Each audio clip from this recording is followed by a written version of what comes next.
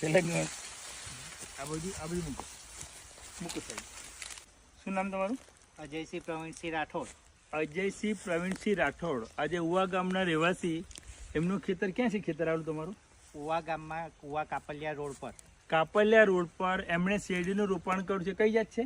8005. 8005. 8005 ની અંદર અત્યારે મશીન દ્વારા જે કટિંગ થઈ રહેલું છે એમના ખેતરની અંદર તમે જોવા માટે આવ્યા છે કે ભાઈ એમણે જે નેટસપ કંપનીનો આ જે સ્ટીમરીચ છે 99 છે એનો ઉપયોગ કરેલો છે. તો જોઈએ કે ભાઈ શેરડી કેવી થયેલી છે, એના માટે અહીંયા અમે આવ્યા છે.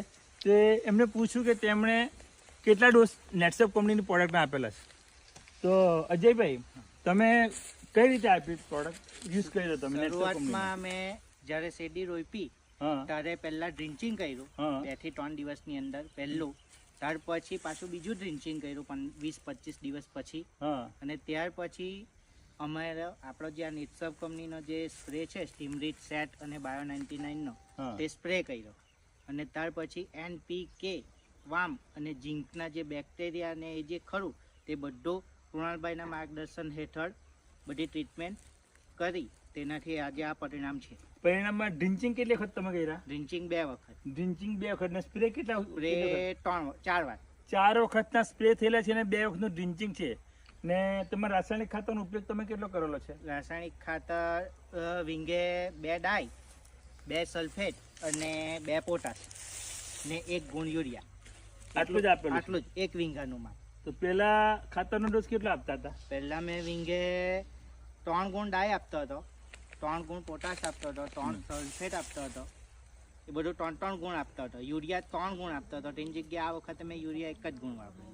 કેમેરાનો મતલબ છે નેટસપ કંપનીનો ઉપયોગ કર્યો, તેમને રાસાયણિક ખાતરનો ઉપયોગ ઓછો કરેલો છે. તો ઓછો કરેલો છે ને તેની સામે આ તમારી આગળ રિઝલ્ટ છે. તો જોઈએ કે કઈ છે જાત? 8005. 8005 ની અંદર એ લોકોની કેટલી પેર છે? તો જોઈએ આપણે કેટલી પેર છે.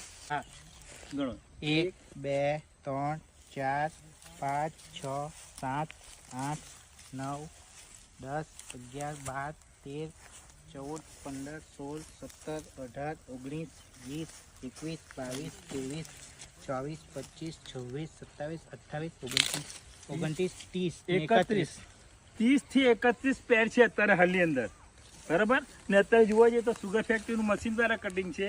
એટલે હવે નેક્સ્ટ ટાઈમ આપણે જોઈશું કે આ 30 પેરની અંદર એમનું વજન કેટલું આવ્યું એ આપણે આ આગલા વિડીયોમાં જોઈશું. કારણ કે જ્યારે સુગર ફેક્ટરીમાં માલ જાય ત્યારે એનું જે વજન આવે ને